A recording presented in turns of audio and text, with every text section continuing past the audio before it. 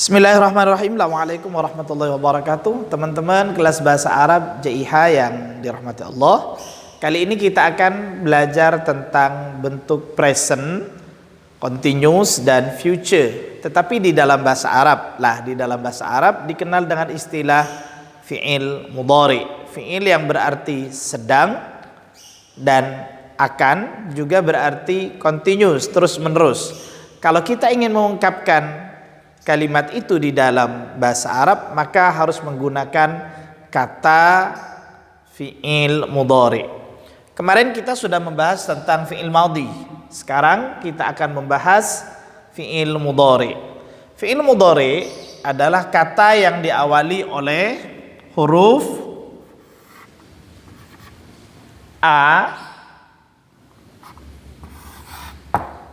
na, nun, kemudian ya dan ta. Contoh. Kemarin kita membahas tentang kata katabah.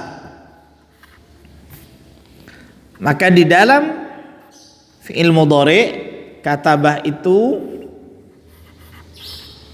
yaktubu. Ini yang dimaksud. Atau a kataba menjadi aktubu.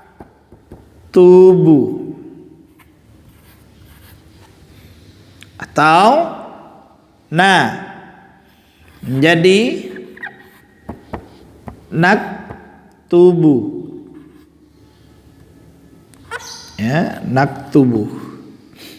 Kemudian taktubu.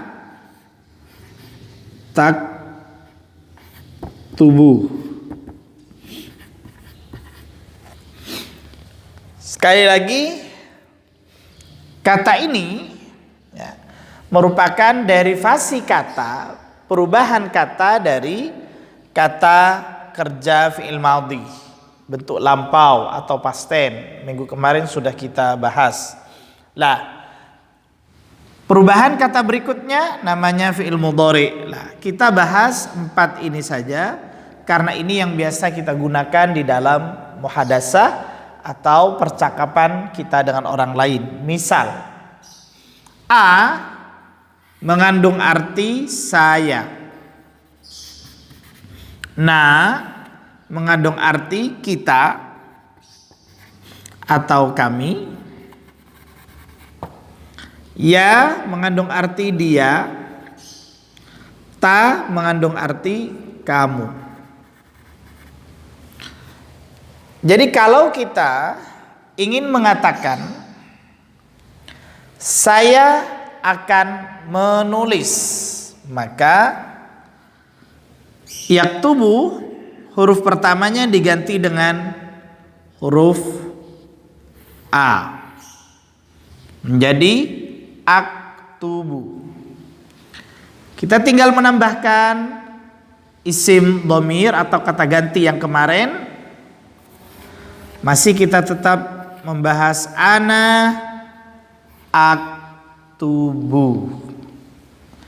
Jadi huruf depannya asalnya yaktubu diganti menjadi a.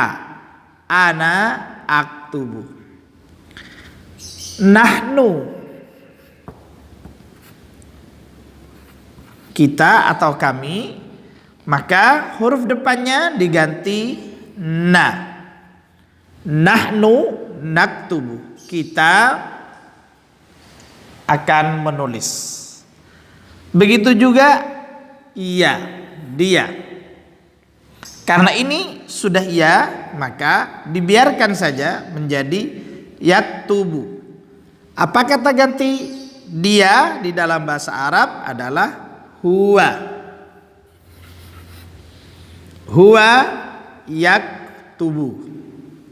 Begitu juga kamu. Ta berarti kata ganti yang digunakan ta adalah anta. Anta tak aktubu. Jadi kata ganti di dalam bahasa Arab yang kemarin disebut dengan dhamir itu berubah pada huruf awal pada fi'il mudhari. Ingat, fi'il mudhari adalah fi'il yang memiliki arti akan, sedang, dan continuous, selalu.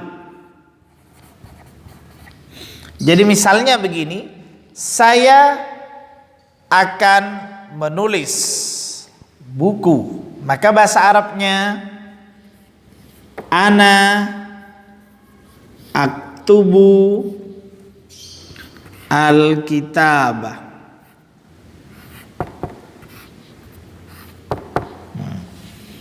Ana aktubu al-kitabah. Kalau sekarang kita, maka berarti yang berubah adalah ya bentuk predikatnya. Ini subjek, predikat, objek. Maka yang berubah adalah nahnu. Kita tulis dulu nahnu.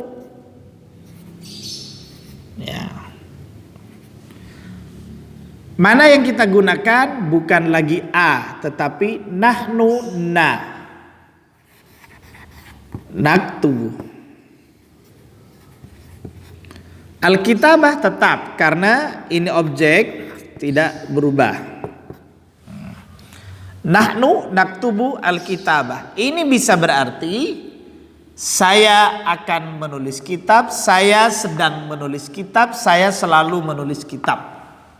Ya, bisa memiliki 3 makna. Begitu juga nahnu naktubul kitabah, saya akan menulis kitab, kami sedang menulis kitab, dan kami selalu menulis kitab. Jadi ini namanya fi'il mudhari. Adalah fi'il atau kata kerja di dalam bahasa Arab yang memiliki 3 makna: akan, sedang, selalu. Di dalam bahasa Inggris kita mengenal akan itu adalah bentuk future, sedang itu bisa berarti, dan selalu ini bentuk continuous, sedang bisa berarti present. Karena itu maka di dalam bahasa Arab polanya adalah menggunakan fi'il mudhari. Lah, apakah fi'il mudhari hanya terbatas 4 saja? Tidak. Tapi tergantung pada isim dhamir, kata ganti. Kemarin kita sudah membahas isim dhamir ada 14. Apa saja yang 14? Ya, kita ulang kembali. Huwa, huma, hum. Kemudian hiya, huma, hunna. Kemudian kita bagi lagi anta, antuma, antum, anti, antuma, antudna. Ini ya menunjukkan laki-laki, perempuan, ya, 1, 2, 3 lebih. Nah, jadi kalau seorang laki-laki, huwa, dia. 2 orang laki-laki, huma, mereka. 3 orang atau lebih, hum, mereka. Begitu juga perempuan, 1, 2, 3 atau lebih, ya. Hiya, dia seorang perempuan, huma, mereka berdua seorang perempuan, hunna, ya, adalah mereka perempuan. Nah, ini namanya kata ganti orang ketiga. Dia, mereka. Berarti orang ini tidak kita ajak bicara. Nah, sekarang siapakah kata ganti orang kedua? Satu, anta, antuma, antum.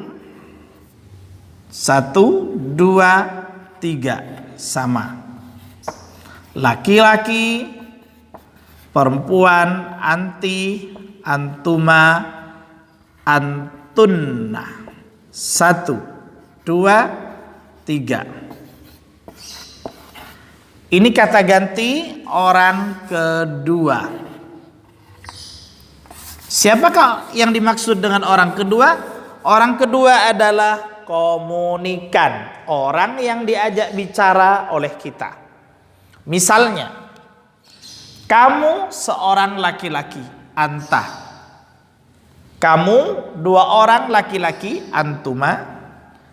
Kamu tiga orang laki-laki atau lebih, antum. Begitu juga kalau yang kita ajak bicara adalah seorang perempuan. Seorang perempuan, anti. Dua orang perempuan, antuma. Tiga orang perempuan atau lebih, antunna.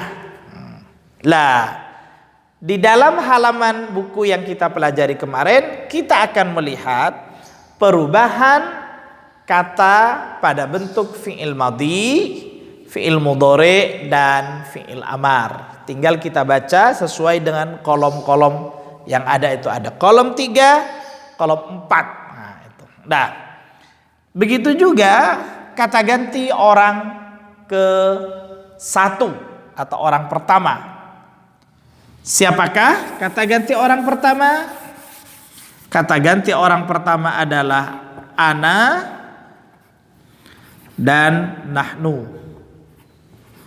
Ana artinya saya, berarti seorang. Kami atau kita minimal 2 orang atau lebih. Nah, ini namanya kita. Saya menulis buku. Saya selalu menulis buku. Ana aktubu al-kitabah. Nahnu naktubu al-kitabah. Kita atau kami selalu menulis buku. Kami bisa 2 orang atau lebih. Lah, ini namanya orang pertama atau yang disebut dengan komunikator. Jadi kita orang pertama ketika berhadapan dengan orang kedua, yakni ini, maka kalau kita ingin menceritakan tentang aktivitas perbuatan kita, kita menggunakan kata ganti ana atau nahnu, tergantung jumlahnya. Kalau kita ingin menyebut orang kedua, kata gantinya pilih anta, antuma, antum untuk laki-laki tergantung jumlahnya, anta 1, antuma 2, antum 3 atau lebih. Kemudian untuk perempuan yang kita ajak bicara sebagai komunikator, kita mengajak mereka sebagai komunikan. Anti untuk 1 orang, antuma untuk 2 orang, antunna untuk 3 orang. Tinggal kita pilih. Jadi kalau ada orang banyak perempuan, antum, kalian perempuan. Salah. Selama ini kita seringkali mendengar kata antum, antum, antum. Itu sebenarnya antum tuh di sini untuk menunjukkan ya 3 orang laki-laki komunikan, orang yang kita ajak bicara. Nah, tapi kalau perempuan yang kita ajak bicara bukan antum lagi. Kalau lebih dari 3 orang, antunna. Kalau 1 orang, anti. Anti mau kemana? Nah, antah mau kemana? Itu kalau laki-laki. Dia laki-laki, huwa, hiya, dia perempuan. Nah, itu. Jadi tergantung kata ganti yang digunakan. Ini namanya isim dhamir. Bagaimana cara menyusun dengan fi'il mudhari'nya? Lihatlah pada kolom 4 di halaman buku yang kita punya. Nah, satu contoh, kalau kita terapkan Fi'il mudhari ini, maka fi'il, perubahan fi'il itu sesuai dengan jumlah kata ganti ini. Jadi kata ganti ada 14. 1, 2, 3, 4, 5, 6. 1, 2, 3, 4, 5, 6. 1, 2. Jumlahnya semua ada 14. Maka perubahan kata kerja, baik itu fi'il madhi bentuk past tense yang kemarin kita bahas, maupun bentuk present, continuous, dan future atau bentuk fi'il mudhari, jumlahnya, perubahannya sama dengan jumlah kata ganti ini atau isim dhamir. Satu contoh, kita tetap menggunakan satu kata, kataba yaktubu asal katanya. Kita gunakan fi'il mudhari sesuai dengan bahasan kita kali ini. Huwa yaktubu, huma yaktubani. Tinggal dilihat pada kolom 4. Hum yaktubuna.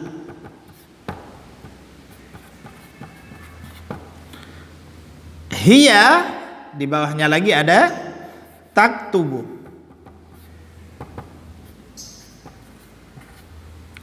Huma taktubani.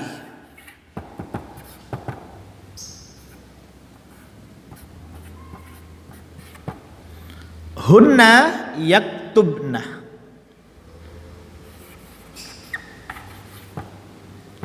Yaktubna. Begitu juga kata ganti orang kedua, anta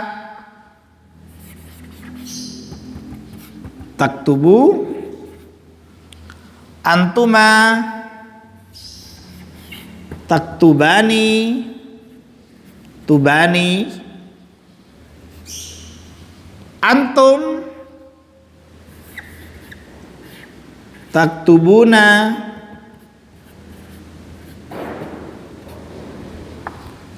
anti taktubina,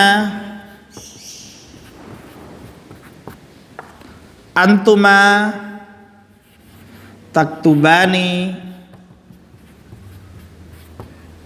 antunna taktubna.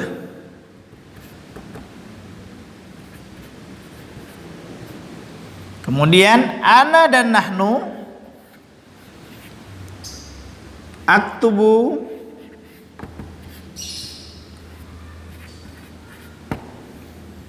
naktubu.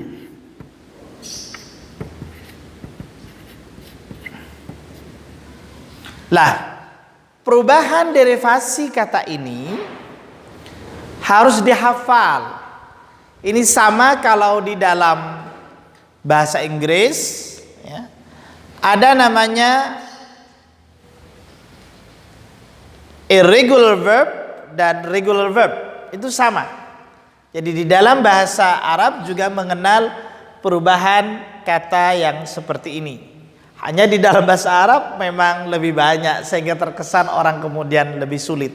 Lagi-lagi semua bahasa asing itu sifatnya adalah menghafal. Karena kita bukan penutur asli atau bukan native, bukan an-natiq. Karena itu maka setiap perubahan kata ini ada pola, ada wazannya, ada acuannya, dan jumlah perubahan kata ini sesuai dengan jumlah kata ganti yang ada ini. Ya. Bisa difahami ya, tinggal kita memperbanyak latihan saja di rumah atau di tempat masing-masing, ya. Sehingga kata ini bisa dikembangkan dengan kata yang lain. Ingat catatan saya di awal kuliah dulu, belajar bahasa Arab layaknya belajar bahasa asing lainnya. Yang harus ada adalah selain penguasaan gramatikal, bahasa adalah kamus. Nah, belajar apapun, kalau itu bahasa asing bahkan termasuk bahasa ibu, bahasa Indonesia, juga kita harus belajar gramatikal yang baik, kemudian kamus. Namanya juga bahasa.